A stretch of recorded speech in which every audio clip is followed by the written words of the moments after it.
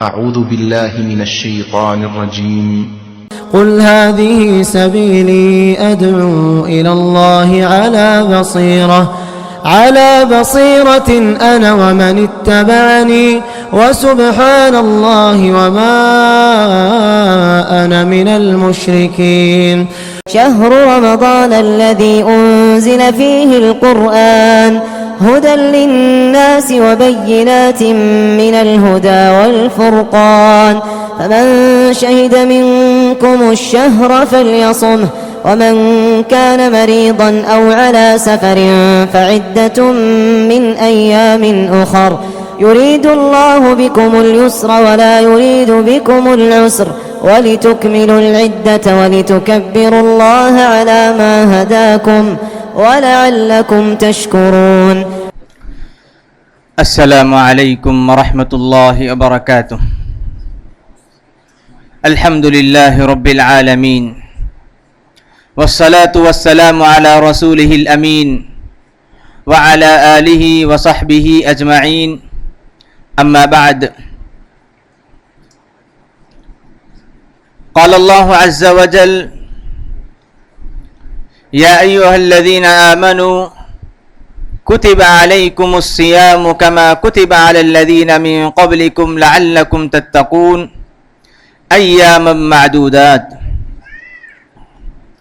معزز حاضرین مجلس، پردہ نشین خواتین اسلام اور عزیز بچوں،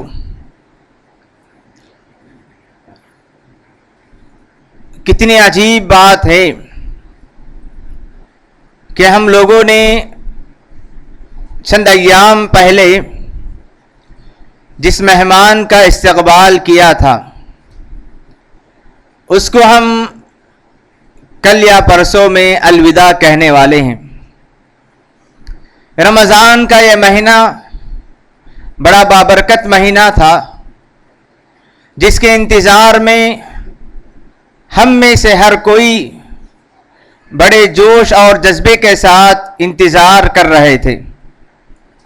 اللہ رب العزت نے ایک مبارک مہینہ عطا کیا، مبارک گھڑیاں ہمیں نصیب ہوئیں جن میں سے ہر کوئی اپنے حساب سے عمل میں آگے بڑھتے رہے. لیکن اکثر لوگوں کو اس بات پر افسوس ہے کہ رمضان کا مہینہ ہمیں چھوڑ کر جا رہا ہے. رمضان کی یہ صفت ہے کہ رمضان کے ایام بڑے تیزی کے ساتھ گزرتے ہیں. رمضان کے یہ دن بڑی تیزی کے ساتھ ختم ہو جاتے ہیں. اس ماہ میں وہی آدمی، وہی انسان فائدہ اٹھا سکتا ہے جسے اللہ تبارک و تعالی توفیق نصیب کر دیں. اللہ تبارک و تعالی نے کہا کہ ایاما معدودات، کہ رمضان کے ایام بہت گنتی کے چند دن ہیں، گنتے ہوئے یہ دن گزر جائیں گے. بڑی تیزی کے ساتھ یہ ایام گزر جاتے ہیں. اس موقع پر مجھے آپ تمام کو ایک بات پر غور کرنا ہے کہ یہ دن رات کا تیزی کے ساتھ گزر جانا، مہینے کا تیزی کے ساتھ ختم ہو جانا ہمیں آخرت کو یاد دلاتے ہیں. نبی کریم صلی اللہ علیہ وسلم نے حدیث میں فرمایا، قیامت کے قریب دن اور رات تیزی کے ساتھ گزرتے جائیں گے، زمانہ بہت قریب ہو جائے گا، مہینہ ہفتے کے مانند، ہفتہ دن کے مانند گزرتے جائیں گے. تو یہ ایام جن میں ہم گزار رہے ہیں، یہ ایام بڑی تیزی کے ساتھ گزرتے ہیں. اسی لیے ہمیں ہمارے اسلاف نے جس بات پر غور کرنے، جو عبرت حاصل کرنے کی جو بات بتائی، اس پر ہمیں غور کرنا ہے. نبی کریم صلی اللہ علیہ وسلم فرمایا کرتے تھے، ارتحلت الدنیا مدبرتاً وارتحلت الآخرۃ مقبلہ، کہ لوگوں یہ دنیا ہلاکت و بربادی کی طرف تیزی کے ساتھ جا رہی ہے. وارتحلت الآخرۃ مقبلہ، اور آخرت بڑی تیزی کے ساتھ ہمارے سامنے آ رہی ہے. فَلِكُلٍّ مِّنْهُمَا بَنُونَ، دنیا میں دنیا دار بھی ہیں اور آخرت کے طلبگار بھی ہیں. فَكُونُوا مِنْ أَبْنَاءِ الْآخِرَةِ، کہ لوگوں تم آخرت بنانے والے بن جاؤ، آخرت کی تیاری کرنے والے بن جاؤ. وَلَا تَكُونُوا مِنْ أَبْنَاءِ الدُّنْيَا، دنیا کے پرستار نہ بن جاؤ، دنیا بنانے والے، دنیا کے ہو کے نہ رہ جاؤ. یہ اللہ کے رسول صلی اللہ علیہ وسلم نے فرمایا. اور یہ بھی فرمایا فَإِنَّ الْيَوْمَ عَمَلٌ وَلَا حِسَابٌ، دنیا میں جو ایام، جو وقت، جو ساعات ہمیں ملے ہیں، جو لمحات ہمیں ملے ہیں، یہ ہمارے لیے بہت ہی بہترین غنیمت ہے، فرصت ہے عمل کے لیے. فَإِنَّ الْيَوْمَ عَمَلٌ، زندگی عمل کے لیے ہے. عمل کے ذریعے، نیکی کے ذریعے، بندگی کے ذریعے اللہ کو ہم خوش کر سکتے ہیں. ولا حساب، یہاں کوئی ہمارا حساب نہیں لے گا. وغدن حساب ولا عمل، جب انسان مر جائیں، انسان دنیا چھوڑ کر چلا جائے تو اس کے حساب و کتاب کا سلسلہ شروع ہو جاتا ہے، اور وہاں کوئی عمل کرنا بھی چاہے تو نہیں کر سکتا. تو ہمارے پاس یہ جو زندگی ہے بڑی غنیمت ہے، بڑی فرصت ہے، اسے ہمیں غنیمت جان کر اللہ کی بندگی میں، اللہ کی عبادت میں، اللہ کو راضی کرنے میں گزار دینا چاہیے. اللہ تبارک و تعالیٰ نے جو زندگی عطا کی، رمضان کا مہینہ جو عطا کیا، ہمیں ہماری تربیت کے لیے عطا کیا. کوئی یہ نہ سمجھے کہ رمضان کا مہینہ عبادت کا مہینہ تھا، ہم نے روزے رکھے، تراویح قیام پڑھے اور صدقہ و خیرات کیے، جیسے ہی رمضان کا مہینہ گزر جائیں تو ہم اللہ کو بھول جائیں یا غفلت کے شکار ہو جائیں تو رمضان کے مہینے سے حقیقی فائدہ اٹھانے والوں میں سے ہم نہیں ہوں گے. اللہ رب العزت نے رمضان کا مہینہ عطا کیا ہمیں اپنے آپ کو سدھارنے کے لیے، تربیت کے لیے، اپنے ذات کی تربیت اور نفس کو تزکیے کے لیے اللہ تبارک و تعالیٰ نے عطا کیا. رمضان کے مہینے میں ہم سب کچھ سیکھ جائیں. رمضان کا مہینہ جیسے گزر جائیں، شوال کا چاند جیسے ہی نظر آئیں، ہم اپنی زندگی کو پرانے طریقے پر ڈھال لیں، یا جس طرح رمضان سے پہلے ہم نے زندگی گزارے اسی طرح ہم زندگی گزارنے لگیں. نماز کی پابندی نہیں، ذکر و اذکار نہیں، اللہ کو یاد کرنے کی چیزیں ہماری زندگی میں نہ ہو تو ہم رمضان سے حقیقی فائدہ اٹھانے والے نہیں ہوں گے. اسی لیے اگر کوئی آدمی یہ دیکھنا چاہتا ہے کیا اس نے رمضان کے مہینے سے حقیقی فائدہ اٹھایا ہے یا نہیں، اسے اس بات پر غور کرنا ہے کہ رمضان کے بعد بھی اس کے اندر عبادات کی، نیکیوں کا جذبہ پیدا ہوتا ہے یا نہیں. رمضان کے مہینے میں جو چیزیں اس کے دل میں آتی تھی، جو شوق اس کے دل میں آتا تھا، اللہ کی رضا اور اللہ تبارک و تعالیٰ کی محبت حاصل کرنے کا جو جذبہ اس کے دل میں آیا کرتا تھا، وہی جذبہ رمضان کے بعد بھی آنا چاہیے. کیونکہ جو رب رمضان کا ہے وہی رب رمضان کے بعد کا بھی ہے. رمضان میں جس طرح ہم نے اللہ کو راضی کیا، رمضان میں جس طرح ہم نے اللہ تبارک و تعالیٰ کی محبت حاصل کرنے کی کوشش کی، اسی طرح ہمیں شوال کے مہینے میں بھی، ذی الحجہ کے مہینے میں، اس کے علاوہ دوسرے ایام میں بھی یہی محنت، یہی کوشش، یہی رضا اللہ تبارک و تعالیٰ کی طلب کرنے کی کوشش کرنی چاہیے. ہمیں غفلت کا شکار نہیں ہونا ہے. شیطان بہکاوے کے لیے، رکاوٹیں پیدا کرنے کے لیے بڑا تیار بیٹھا ہے. ہو سکتا ہے کل یا پرسوں میں ہمارے راستے میں رکاوٹیں ڈالنے کے لیے تیار ہو جائے، لیکن اللہ نے اور رسول اکرم صلی اللہ علیہ وسلم نے دونوں نے ہم یہ بات بتا دی کہ شیطان تمہارا کھلا دشمن ہے، تمہارا کھلا دشمن ہے.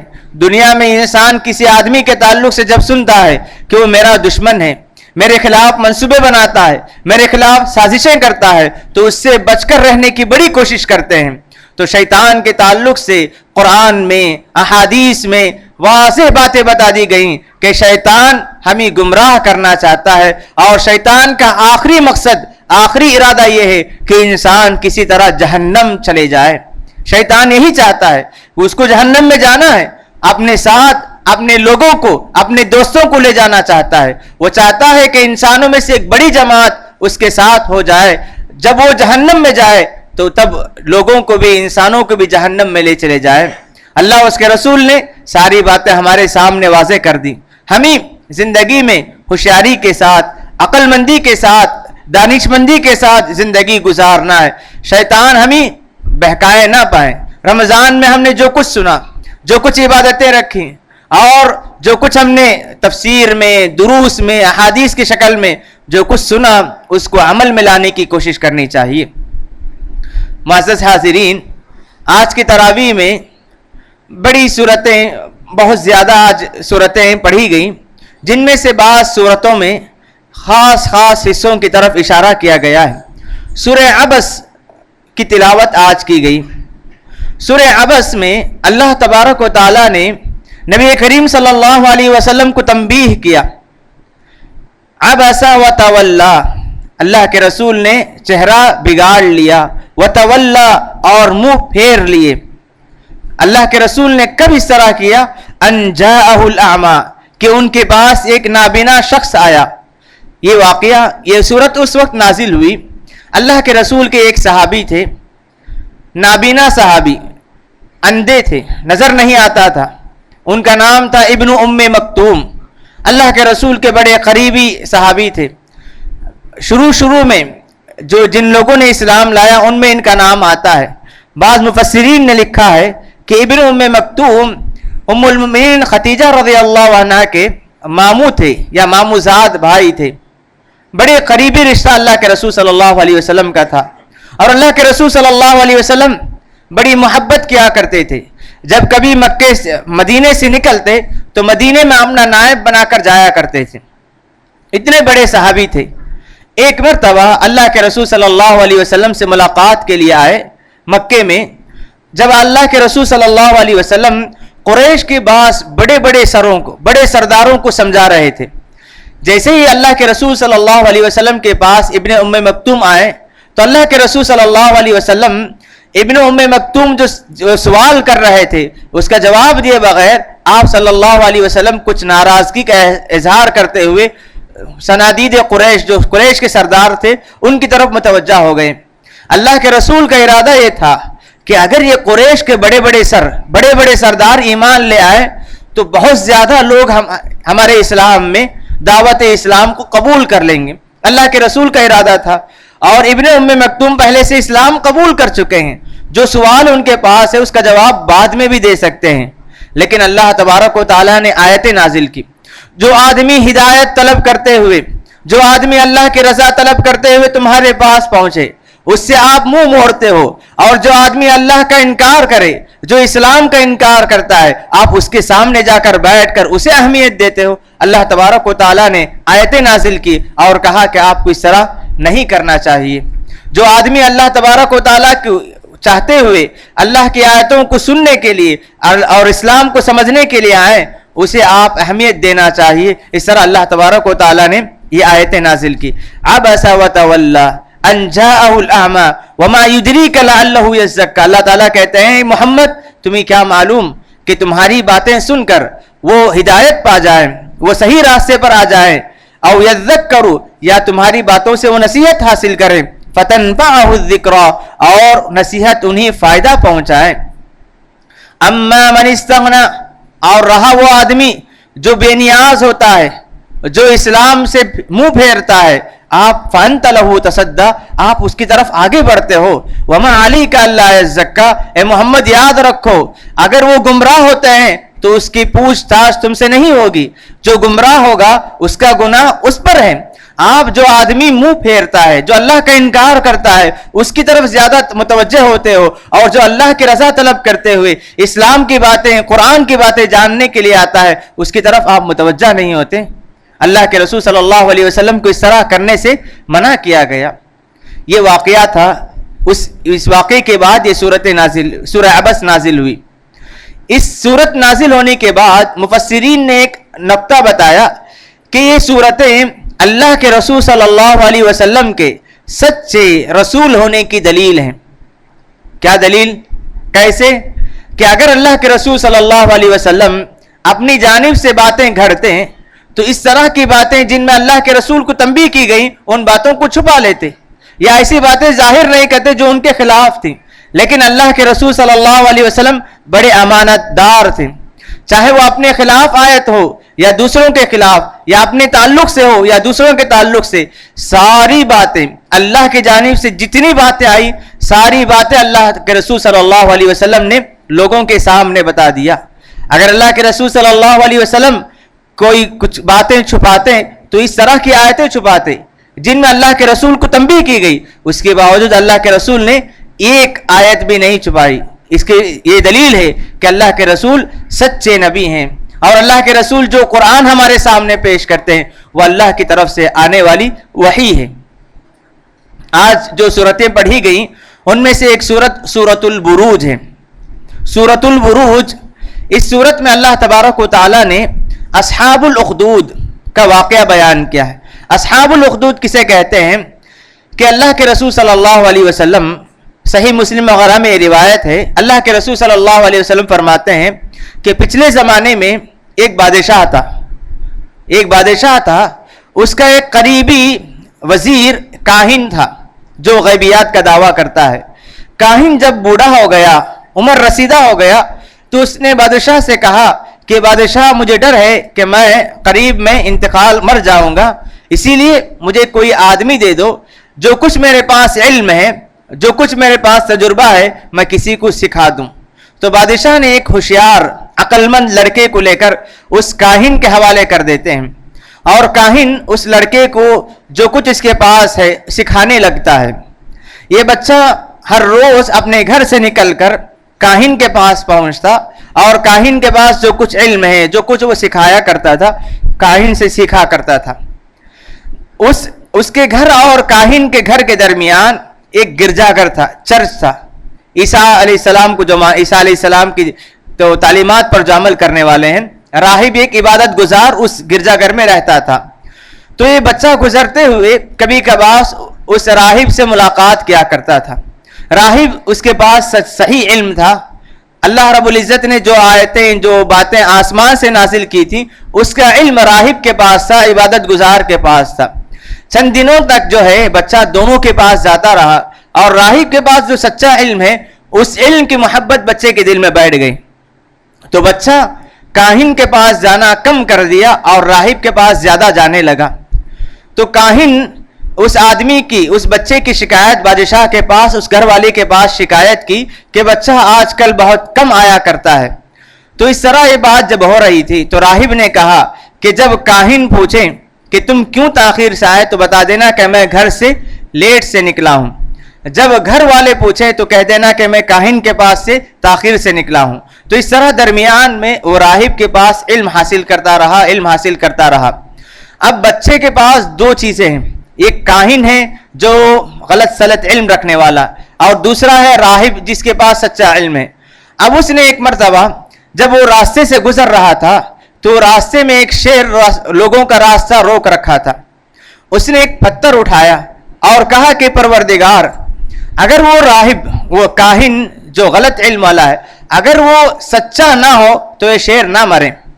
اگر وہ سچا ہے تو یہ شیر، اگر کاہن سچا نہ ہو تو شیر مر جائے، اگر وہ صحیح ہو تو شیر نہ مرے. وہ پتھر لے کر مارتا ہے تو شیر مر جاتا ہے. تو یہ معنی اس کو یہ بات معلوم ہو گئی کہ کاہن جو غیبیات کا علم دعویٰ کرتا ہے وہ غلط ہے.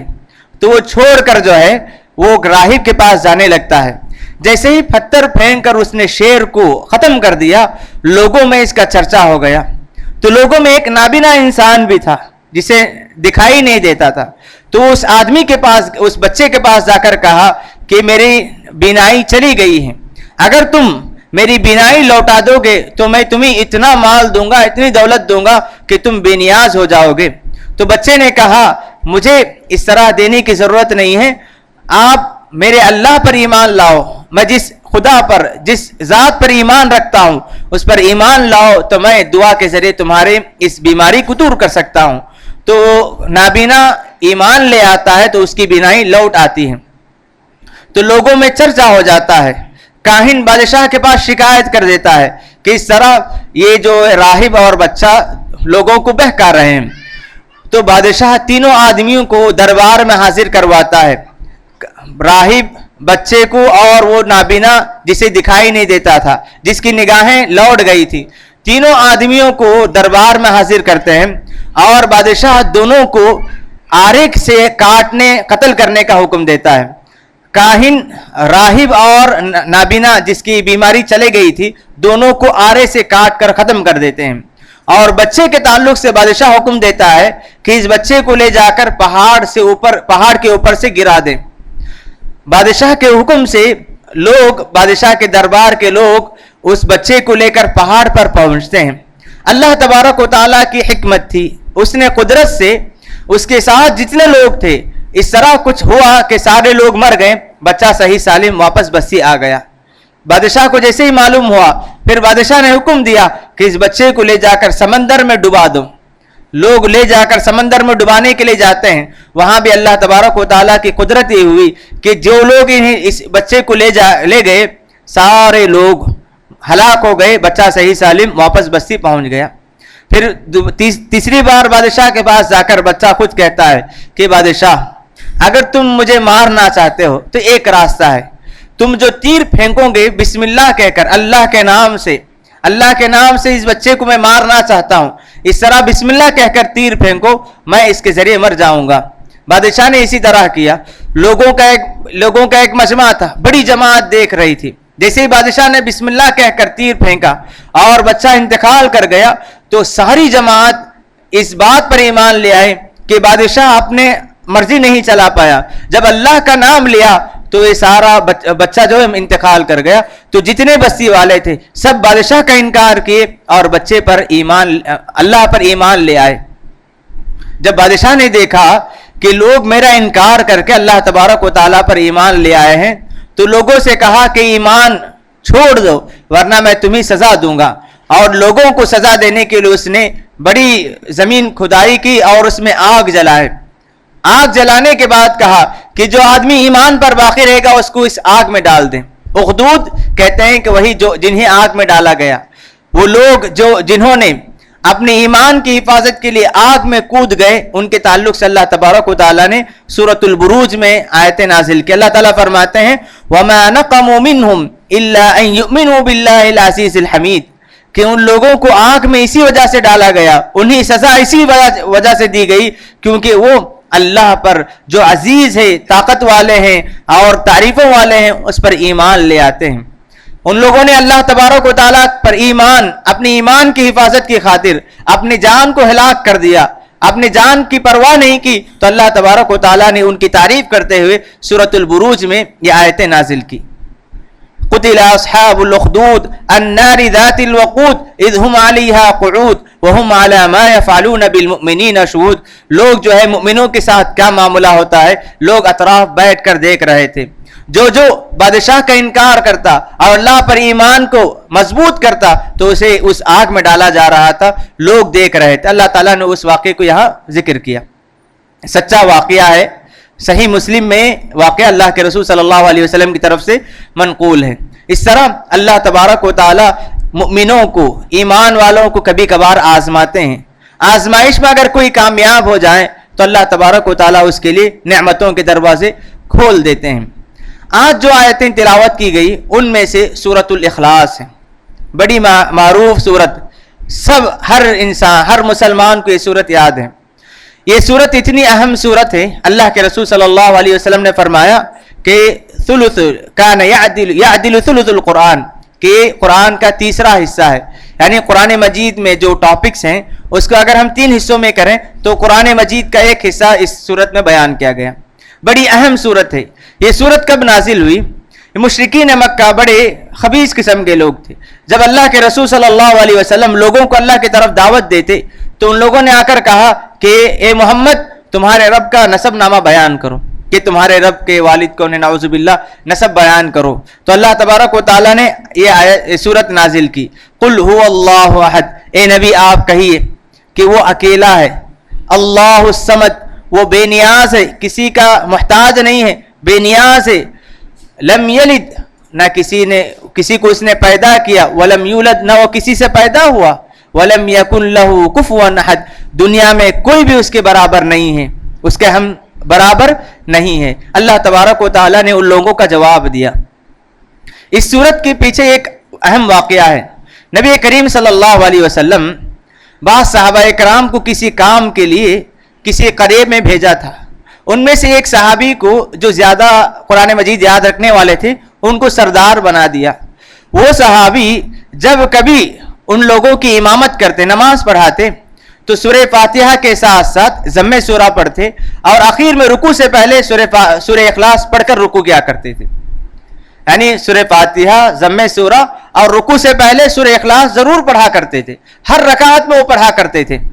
ساتھیوں نے دیکھا اور ان سے گزارش کی کہ آپ جو ہر رکعت میں سورہ اخلاص پڑھتے ہو ایک پڑھنا چھوڑ دو۔ انہوں نے کہا کہ اگر تم چاہتے ہو کہ میں امام رہوں تو اس کو برداشت کرو، میں ہر رکعت میں سورہ اخلاص پڑھوں گا، اگر آپ لوگ نہیں چاہتے ہو تو میں امامت چھوڑ دوں گا۔ اللہ کے رسول صلی اللہ علیہ وسلم کے پاس آ کر صحابہ کرام کہتے ہیں کہ اللہ کے رسول آپ نے اس صحابی کے ساتھ ہمیں بھیجا، ان کا معاملہ یہ تھا کہ ہر رکعت میں رکوع سے پہلے سورہ اخلاص پڑھ کر رکوع کیا کرتے تھے۔ اللہ کے رسول نے بلا کر پوچھا، جب آپ کے ساتھیوں نے چھوڑنے کے لیے کہا تو چھوڑ دیتے۔ انہوں نے کہا کہ اللہ کے رسول ایسا نہیں ہو سکتا۔ اللہ کے رسول نے پوچھا کیوں اس طرح آپ بار بار یہ سورت پڑھنا چاہتے ہو؟ انہوں نے کہا کہ مجھے اس سورت سے محبت ہے، اس میں اللہ تعالیٰ کی تعریف ہے، اللہ تعالیٰ کے نام ہے، اللہ تعالیٰ کی صفات ہے، میں اللہ تعالیٰ سے جو محبت کرتا ہوں یہ سورت بار بار پڑھ کے میری اپنی محبت کو بڑھاتا ہوں۔ اللہ کے رسول صلی اللہ علیہ وسلم نے جب یہ بات سنی تو کہا حبک ایاھا ادخلک الجنہ، جو تم اس سورت سے محبت کرتے ہو یہ محبت تمہیں جنت لے جائے گی۔ کیوں؟ جس صورت میں اللہ کا نام ہے، جس صورت میں اللہ کی صفات ہے، جس صورت میں اللہ کے بارے میں باتیں بتائی گئی ہیں، اس صورت سے محبت کرنے پر اللہ کے رسول صلی اللہ علیہ وسلم نے خوشخبری دی کہ تمہاری یہ محبت تمہیں جنت میں لے جائے گی۔ تو اس طرح سورہ اخلاص کے معنی کو سمجھیں، اللہ تعالیٰ نے اس میں کیا باتیں بتائی ہیں اس کو سمجھنے کی کوشش کریں تو اللہ تبارک و تعالیٰ ضرور اس کا بدلہ اس صورت میں دے گا کہ اللہ تعالیٰ ہمیں بھی جنت میں داخل کر سکتے ہیں۔ قرآن مجید کی دو آخری صورتیں سورۃ الفلق اور سورۃ الناس، یہ دو صورتیں کب نازل ہوئی؟ اللہ کے رسول صلی اللہ علیہ وسلم پر ایک یہودی تھا، اس کا نام لبید ابن عاصم، شریر قسم کا آدمی تھا۔ اللہ کے رسول کو نقصان اور تکلیف پہنچانے کے لیے اللہ کے رسول پر اس نے جادو کیا، اللہ کے رسول صلی اللہ علیہ وسلم پر جادو کر دیا اور بالوں میں گھانٹی ڈال کر کہیں چھپا دیا تھا۔ اللہ کے رسول صلی اللہ علیہ وسلم یہ دونوں صورتیں نازل ہونے سے پہلے دعاؤں کے ذریعے سے اس طرح کی تکلیفوں کو دور کیا کرتے تھے، دم کیا کرتے تھے، جو دعائیں عام طور پر ہمیں یاد ہیں۔ جیسے یہ دونوں صورتیں نازل ہوئی اللہ کے رسول صلی اللہ علیہ وسلم سارے دعاؤں کو سائیڈ میں رکھ دیا اور ان دونوں صورتوں کے ذریعے اپنے آپ پر دم کیا کرتے تھے۔ صحابہ کرام کو بلا کر کہتے کہ صحابہ مجھ پر آج ایسی صورتیں نازل ہوئی ہیں، اتنی اہم صورتیں مجھ پر اس سے پہلے نازل نہیں ہوئی۔ یہ دونوں صورتیں جس میں اللہ تبارک و تعالیٰ نے ہمیں ہر قسم کے شر نقصان سے کیسے حفاظت طلب کرنی ہے یہ طریقہ بتلایا گیا۔ تو یہ دونوں صورتیں اس کے معنی کو سمجھنے سے ہم دنیا میں جو شر پائے جاتے ہیں شیاطین کی شکل میں، جادو کی شکل میں، یا انسان جو دوسروں کو نقصان پہنچاتے ہیں، ساری چیزوں سے اپنے آپ کی حفاظت کر سکتے ہیں۔ اللہ کے رسول صلی اللہ علیہ وسلم ان صورتوں کو بار بار پڑھا کرتے تھے۔ سونے سے پہلے سورۃ الاخلاص، سورۃ الفلق اور سورۃ الناس پڑھا کرتے تھے، اور اللہ کے رسول صلی اللہ علیہ وسلم خاص نمازوں میں ان صورتوں کا اہتمام کیا کرتے تھے کیونکہ بڑا پیغام ان صورتوں میں دیا گیا ہے۔ اسی وجہ سے ان صورتوں کی اہمیت کو جاننے کی ضرورت ہے۔ اس سے پہلے جو آیت ہے جو سورت تبت یدا ابی لہب وتب، ابو لہب کون ہے؟ اسلام کا سب سے بڑا دشمن، اسلام کا سب سے بڑا دشمن تھا۔ اللہ کے رسول صلی اللہ علیہ وسلم جب نبی بنائے گئے تو 3 سال تک اللہ تبارک و تعالیٰ نے لوگوں سے بلند آواز میں یعنی علانیہ دعوت کی اجازت نہیں دی۔ اللہ کے رسول صلی اللہ علیہ وسلم کے اپنے جو قریبی دوست ہیں، پہچان کے لوگ ہیں، انہیں اللہ کا پیغام پہنچاتے، اسلام کا پیغام پہنچایا کرتے تھے۔ 3 سال تک یہ سلسلہ چلا۔ 3 سال کے بعد اللہ کے رسول صلی اللہ علیہ وسلم پر یہ آیت نازل ہوئی کہ وَأَنذِرْ عَشِيرَتَكَ الْأَقْرَبِينَ، کہ تمہارے رشتہ داروں کو مکے میں جو بھی ہیں سب کو جو ہے علانیہ طور پر، اب چھپنے کی ضرورت نہیں ہے، چھپا کر باتیں بتانے کی ضرورت نہیں ہے، علانیتاً لوگوں میں آگے بڑھ چڑھ کر دعوت دو۔ اللہ کے رسول صلی اللہ علیہ وسلم جیسے یہ آیت نازل ہوئی صفا کی پہاڑی پر چڑھ گئے، مکے کے سارے لوگوں کو جمع کیا، اے بنو عبد المطلب، بنو ہاشم، سب لوگوں کو جمع کیا اور سب لوگ جمع ہو گئے۔ اس زمانے میں کوئی بڑا خطرہ ہوتا تو لوگوں کو آگاہ کرنے، لوگوں کو بتانے کا ایک طریقہ یہ تھا کہ پہاڑ پر چڑھ جاتے اور لوگوں کو بلاتے۔ جب اللہ کے رسول صلی اللہ علیہ وسلم صفا کی پہاڑی پر چڑھ کر سارے لوگوں کو بلایا تو مکے کے سارے لوگ جمع ہو گئے اور ان لوگوں سے پوچھا اللہ کے رسول نے کہ بتاؤ، اگر میں یہ کہوں کہ میں صفا کی پہاڑی کے اوپر ہوں، میں ادھر بھی دیکھ رہا ہوں، پیچھے کی طرف بھی دیکھ رہا ہوں، اگر میں آپ لوگوں کو یہ کہوں کہ آپ کے پیچھے کی طرف سے ایک لشکر آپ لوگوں پر حملہ کرنے کے لیے آتا تو کیا میری بات آپ مانو گے؟ تو سارے لوگوں نے کہا کہ محمد، ہم نے کبھی آپ کو جھوٹا نہیں پایا، کبھی ہم نے آپ کو جھوٹی بات کہتے ہوئے نہیں پایا، اگر آپ کہتے ہیں تو صحیح بات ہوگی۔ تو اللہ کے رسول نے کہا میں سچا ہوں، آپ لوگوں نے میری زبان سے کبھی جھوٹی بات نہیں سنی۔ تو اب سنو کہ اللہ تبارک و تعالیٰ ایک ہے، 360 بتوں کی پوجا چھوڑو، عبادت چھوڑو، ایک اللہ کی طرف آ جاؤ۔ جیسے ہی یہ باتیں سنی تو لوگ بکھر گئے، لیکن ابو لہب وہاں کھڑے ہو کر کہنے لگا تبا لکا، تیرا برا ہو، تو اسی وجہ سے ہمیں جمع کیا کا۔ اس طرح اس نے اللہ کے رسول صلی اللہ علیہ وسلم کو بھرے مجمع میں اس نے ذلیل کرنے، اس طرح تکلیف پہنچانے کی کوشش کی۔ تو اللہ تبارک و تعالیٰ نے سورت نازل کی تبت یدا ابی لہب وتب، اور ذلیل تو کون ہوگا، برباد کون ہوگا؟ ابو لہب ہوگا۔ اس کا نام عبد العزہ تھا، ابو لہب کے نام سے جانا جاتا تھا۔ تبت یدا ابی لہب وتب ما اغنى عنه ماله وما کسب، بڑا مالدار انسان تھا، اس کے پاس مال ہونے کی وجہ سے غرور میں مبتلا تھا۔ اللہ نے کہا اس کا مال جو کچھ وہ کمائی کرتا ہے اسے کچھ فائدہ نہیں دیں گے۔ سیصلی نارا ذات لہب، جب قیامت قائم ہوگی تو دہکتی آگ میں وہ داخل ہوگا۔ وامرأتہ، اس کی بیوی بھی اس کے ساتھ جہنم میں داخل ہوگی۔ یہ دونوں اللہ کے رسول کے لیے بڑے خطرناک ثابت ہوئے۔ یہ زبان سے، ہاتھ سے اللہ کے رسول کو مارتا تھا، اللہ کے رسول کو تکلیف دیا کرتا تھا، اور اس کی بیوی ام جمیل اس کا نام تھا۔ ام جمیل اللہ کے رسول صلی اللہ علیہ وسلم کے راستے میں کانٹے بچھایا کرتی تھی، آپ جس راستے سے جایا کرتے تھے اس راستے میں رکاوٹیں پیدا کرتی تھی۔ اللہ تبارک و تعالیٰ نے دونوں پر سختی اور دونوں پر وعید سناتے ہوئے سورت نازل کی کہ تبت یدا ابی لہب وتب سیصلی نارا ذات لہب۔ اس کے بعد کہتے ہیں وامرأتہ حمالۃ الحطب فی جیدہا حبل من مسد، اس کے گلے میں ایک رسی ڈال کر جہنم میں کھینچا جائے گا۔ تو اس طرح یہ چند اہم واقعات تھے جس کی طرف میں نے اشارہ کرنا مناسب سمجھا۔ درس کے آخر میں میں اللہ تبارک و تعالیٰ کا شکریہ ادا کرتا ہوں جس کی توفیق اور احسان سے آپ لوگوں کے سامنے حاضر ہونے کی سعادت حاصل ہوئی۔ اللہ تبارک و تعالیٰ کی توفیق تھی کہ ہم رمضان کے شروع سے وقتاً فوقتاً جمع ہو کر کچھ اہم باتیں قرآن و حدیث کے تعلق سے، اللہ اس کے رسول کی باتیں سنتے رہے۔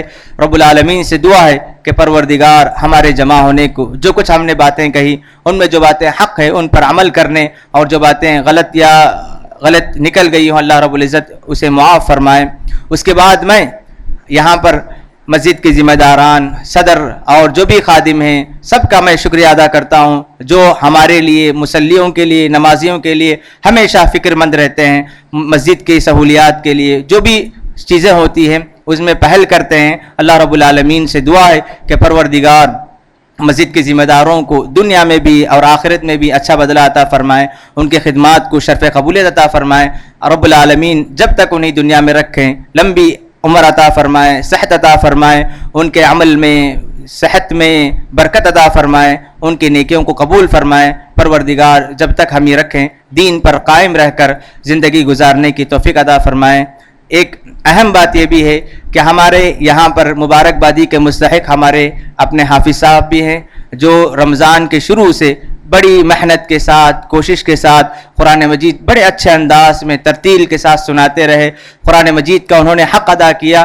ایسے حفاظ کی ضرورت ہے جو قرآن مجید کو اس کو جیسے پڑھنا چاہیے ویسے پڑھتے ہیں۔ قرآن مجید کو تیزی کے ساتھ پڑھنا یہ کوئی قابل تعریف بات نہیں ہے۔ بعض لوگ قرآن مجید کو تیزی کے ساتھ قرآن مجید ختم کرنا چاہتے ہیں، لیکن قرآن مجید کو اس انداز سے پڑھنا چاہیے جس طرح پڑھنے کا حکم دیا گیا، اس کا حق بھی انہوں نے ادا کیا۔ رب العالمین ہمارے لوگوں، ہم نے جو بھی نیکیاں کی ساری نیکیوں کا اللہ تعالیٰ قبول فرمائے. پروردگار ہمارے حافظ صاحب کے علم میں، عمل میں، حفظ میں برکت عطا فرمائے. رب العالمین ہماری نیکیوں قبول فرمائے. رب العالمین ہمارے گناہوں کو معاف فرمائے. اللہم آمین. وصلی اللہ علی نبینا محمد وعلی آلہ وصحبہ اجمعین.